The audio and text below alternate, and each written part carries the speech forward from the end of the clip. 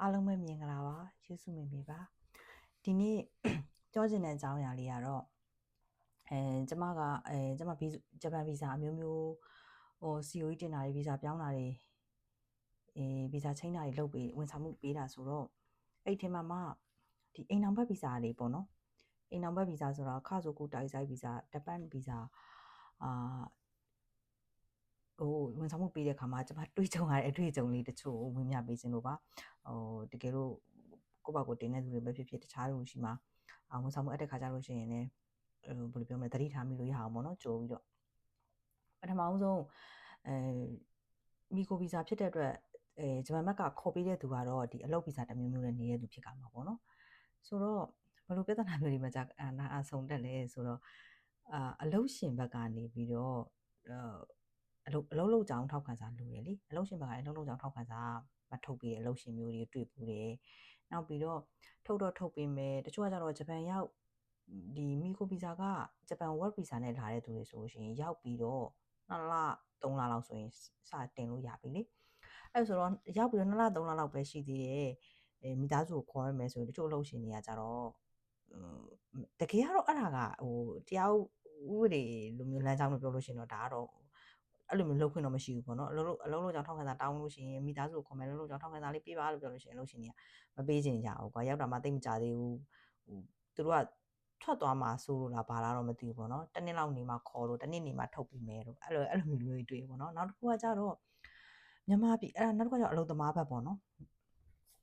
်အလုပ်သမားဘက်ကမြန်မာပြည်မှာတော့ကြတော့အိမ်အောင်ကိုမှအိမ်အောင်ဘက်ရှိရဲဆိုတာကိုတချို့ agency ကလိန်ခိုင်းတာလားတော့မသိဘူးပေါ့နော်အဲ့ဒါကကြတော့ကျမတို့သိမသိဘူးဆိုပေမဲ့တော့ဒါမျိုးကာယကံရှင်ကိုယ်တိုင်ကမပြောတာလားကိုကအိမ်အောင်ရှိရဲ့အိမ်အောင်တယ်ဆိုရင်အလုံးလျှောက်လို့ရှိရင်ဘယ်လိုပြောမလဲ minus ဖြစ်မယ်လို့ထင်တွေးမိလို့လားတော့မသိဘူးပေါ့နော်အဲ့လိုကြတော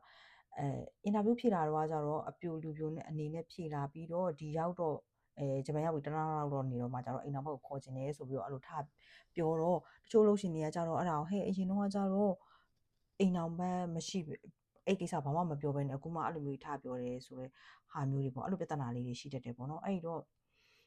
တကယ်လို့ပေါ့နော်အိမ်အောင်ရှိတဲ့သူတွေမိသားစုရှိတဲ့သူတွေကိုကျွန်မအကြံပေးချင်တာကကိုကဂျပန်ကိုအဲ့လို work visa တို့အဲ့လိုခေါ်လို့ရတဲ့ visa ပေါ့နော်မိသားစုကိုခေါ်လို့ရတဲ့ visa တွေနဲ့ဂျပန်ကိုလာမယ်ခေါ်ဖို့လည်းအစီအစဉ်ရှိရပေါ့နော်ကိုမိသားစုဝင်ပြီးလို့ရှိရင်ကိုကဒီမှာအခြေချပြီးတော့အခြေအနေတခုအခြေချသွားတာလို့ရှိရင်ခေါ်မဲ့အစီအစဉ်ရှိရဆိုရင်လာတဲ့ကကိုက agent တော်တော်များများကျမတို့မြန်မာရဲ့ agency နဲ့ခံလုပ်တာများတော့ဆိုတော့ agency ကိုလည်းပုံဝင်လင်းပြောတာငါကဂျပန်ရောက်ပြီးဘယ်နှစ်လလောက်နေလို့ရှိရင်ခေါ်မယ်ပေါ့နော်ဒါပေမဲ့ဥမာ3လလောက်နေခေါ်မယ်6လလောက်နေခေါ်မယ်ဒါမှမဟုတ်တစ်နှစ်လောက်နေခေါ်မယ်အဲ့လိုအစီအစဉ်ရှိရလူတွေဆိုရင်ကြိုပြောပြီးတော့ပုံဝင်လင်းတခါလေးပြောထားပါတော့ငါမှမိသားစုရှိရခလေးဆိုတော့ခလေးတစ်ယောက်ရှိရခလေး2ယောက်ရှိရပြီးလို့ရှိရင်ငါအခြေချသွားလို့ရှိရင်ခေါ်မယ်အင်တာဗျူးမှာလည်းတကယ်လို့မေးလာခဲ့ရင်ပြောထားပါတော့နောက်တစ်ခုအရေးကြီးတာက COE တင်တဲ့အခါပေါ့နော်အဲ့ဒါကလေအခုနောက်ပိုင်းတချို့မှ COE စစ်တာကတော့အထက်ထဲမှာလဝကလူကောင်းဆောင်ရှိတော့တတိချာချာစစ်တဲ့သူနဲ့တိုးခဲ့လို့ရှိရင်လည်းအဲ့ဟာလေးတွေအခုနောက်ပိုင်းပြဿနာလေးရှိရဘာလဲဆိုတော့လာတော့ကတော့အပြိုလူပြိုလူပုံစံမျိုးနဲ့ကွာမှစင်ကြယ်ပေါ့ဆိုပြီးတော့ COE တင်တဲ့ရှင်းစေးဖောင်မှာရေးလာပြီးတော့တင်ပြီးတော့မှဒီရောက်တော့မှပြီးတော့မှမိသားစုခေါ်လို့ရှင်လို့ရှင်အဲ့ကြတော့အဲ့ကြတော့အဲ့တင်တော့ကြတော့စင်ကြယ်အခုကြတော့အဲ့လိုမဟုတ်တော့ပြန်ဘူးဆိုလို့ရှိတော့တချို့အဲ့ဒါကြောင့် reset ဖြစ်တဲ့သူတွေတောင်ရှိရပေါ့နော်ဒါကတော့ကျမရှိရကဆံမိုင်းတော့မဟုတ်ဘူးပေါ့နော် reset ဖြစ်ပြီးတော့မှလာပြီးဆွေးနွေးတဲ့သူတွေထဲမှာကြုံတွေ့ခဲ့ရတဲ့ဟာလေးတွေပါအဲ့တော့တတိထားလို့ရအောင်ပေါ့နော်တကယ်လို့ကိုယ့်ရဲ့ information တွေကိုဖြစ်နိုင်ရင်မလိမ်တာကောင်းပါတယ်အိမ်အောင်ရှိတယ်မိသားစုရှိတယ်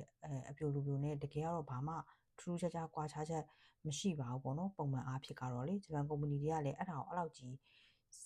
ထိမဖြစ်ဘူးကွာသိရမလားစိတ်ထဲမှာမထားဘူးပဲပြောရမှာဘယ်လိုပြောရမလဲအိမ်အောင်ရှိလို့အလုံးမခံဘူးလို့သိရမလားအဲ့လိုမျိုးတွေမရှိဘူးပေါ့နော်ဒါကတော့ကျမတို့လူမျိုးကြတော့အဲ့လိုမျိုးပေါ့ကြောက်စိုးရိမ်တာပေါ့နော်အဲ့လိုမျိုးဖြစ်မှာဆိုလို့ပေါ့နော်တကယ်လို့အဲ့လိုမျိုးကိုကတကယ်လို့မိသားစုဝင်ခေါ်မဲ့အစီအစဉ်မရှိဘူးဆိုလို့ရှိရင်တော့လေဒါကတော့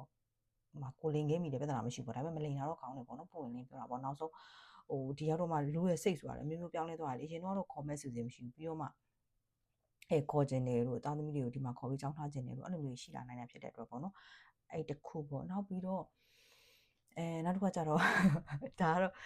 ဝန်ဆောင်မှုလုပ်ပြီးတဲ့လူတယောက်ရဲ့စိတ်ခံစားချက်ပါ ကိုလာအပ်တဲ့ကိုယ့်ရဲ့ customer ရဲ့အကြောင်းအရာကို customer ပြောပြတာတော့ပဲကျမတို့ကသိရတာပေါ့နော်တချို့ကကြတော့ကိုယ့်ရဲ့ information တွေကိုလိမ်ပြီးတော့ပြောပြတယ်ပေါ့နော်ဒါပေမဲ့ဘယ်လိုပြောမလဲဒါကတော့ကျမအမြဲတမ်းတည်တည်ချာချာစစ်စစ်မေးတဲ့သူပေါ့မေးတဲ့သူဆိုတော့ဘာဖြစ်လို့မေးလဲဆိုတာလဲအဲ့လိုမေးတော့မှကျမတို့ကလည်းဒီ reason letter ရေးတဲ့ခါမှာတို့ဒီ resume short တွေရေးတဲ့အခါမှာတို့တည်ချာရေးပေးနိုင်မှာပေါ့နော် customer ပြောသလောက်ပဲကိုရီးယားသိရဆိုတော့တချို့ကကြတော့သူတို့ရဲ့အကြောင်းအရာတွေကိုလိမ်ပြီးတော့ပြောတာမျိုးတွေပေါ့နော်အဲ့လိုလိမ်ပြီးပြောလို့ရှိရင်အဲ့ဒါပြဿနာရှိနိုင်တယ်ပေါ့နော်ပြဿနာရှိနိုင်ဆိုတော့နောက်ပိုင်းကိုရီမသိရဲ့တခြားတနေရာမှာတော့ပေါ်လို့ရှိရင်အဲ့လို COE ပဲချက်ဖြစ်တာမျိုးတွေဖြစ်တယ်ပေါ့နော်အဲ့ဒါမျိုးတွေလည်းဖြစ်နိုင်မလိမ်ပါနဲ့ပေါ့နော်အဲ့မျိုးပြောချင်ပါတယ်နောက်ပြီးတော့ပုံပွင့်လေးပြောပြလို့ရှိရင်ပိုကောင်းတယ်ပေါ့နော်တစ်ဖက်လူအနေနဲ့လေစာရွက်စာတမ်းရေးရတဲ့အခါမှာပေါ့နော်အဲ့ဒါလေးရေနောက်ပြီးတော့ပါရှိအောင်ဟုတ်တယ်အဲ့ဒါအဓိကအခုနောက်ပိုင်းပေါ့နော်အရင်တော့ကတော့ဗီဇာပြောင်းလို့ဗီဇာတင်တဲ့ချိန်က single တွေနဲ့တင်ထားတာတို့ဗီဇာတက်တန်းတိုးတဲ့အချိန်မှာ single တွေနဲ့တက်တန်းတိုးထားတာတို့ပြီးတော့မှအခုမှထပြီးတော့လက်ထပ်စာချုပ်ကြီးနဲ့တပန်းဗီဇာသွားလျှောက်တယ်ကွာသိရမလားဥပမာကွာလက်ထပ်ထားတာ2020လောက်တည်းကဒါပေမဲ့ဒီကြားထဲမှာ2021တွေ2022တွေ2023တွေကြားထဲမှာကျတော့ကိုကဗီဇာတက်တန်းတိုးထားတဲ့အချိန်မှာကျတော့တောက်လျှောက် single နဲ့တိုးထားတယ်အဲ့တော့ကျမအဲ့တော့မှဆိုတော့တချို့အဲ့ဒါကြောင့် reject ဖြစ်တာအရင်တော့ကျတော့ single နဲ့တင်ထားပြီးဆိုတော့ကိုယ့်ရဲ့ information ကိုလိမ်ထားသလိုဖြစ်တယ်လေနောက်ဂျပန်နဲ့ပတ်သက်နေတဲ့လူဆိုသိမှာပါဂျပန်ရဲ့တော်တော်များလိမ်လို့ရှိရင်သူတို့တိတ်မကြိုက်ကြဘူးလေအဲ့တော့ကျတော့ဘာလို့လိမ်ထားလဲဆိုပြီးတော့အဲ့လိုမျိုး reject လုပ်တာမျိုးရှိတယ်နောက်ပြီးတော့ဘယ်လိုပြောမလဲတကယ်လေးများအစစ်မှန်မဟုတ်ဘူးလို့တန်တရားဝင်ပြီးတော့ပေါ့နော်အဲ့ဒါမျိုးတွေပေါ့အတူရောင်လားဆိုတဲ့ပုံစံမျိုးနဲ့သူက reject လုပ်တာမျိုးရှိရကွာအဲ့ဒါတခုနောက်ပြီးတော့အခုနောက်ပိုင်းဗာလဲဆိုတော့ work visa သမားတွေပေါ့နော်work visa သမားတွေကိုလည်းအခုနောက်ပိုင်းဒီတစ်နှစ်လောက်အတွင်းမှာကြက်လာတယ်လေလာဝကာကအရင်ထက်နည်းနည်းလေးပို့ပြီးတော့ကြက်လာတယ်ဆိုတော့သိရဆိုဒီ work visa ကနေမိသားစုမိကိုခေါ်လို့ရှိရင်ဒီ work visa နဲ့လုံနေတဲ့သူကတကယ် work visa နဲ့ကိုက်ညီတဲ့အလုပ်လုပ်ရလားဆိုတော့ရှောင်းတခင်ပေါ့နော်ရှောင်းတခင်စစ်တာတွေအခုနည်းနည်းရှိလာတယ်ပေါ့နော်ရှိလာတယ်ဆိုတော့အဲ့ဒါလေးလေ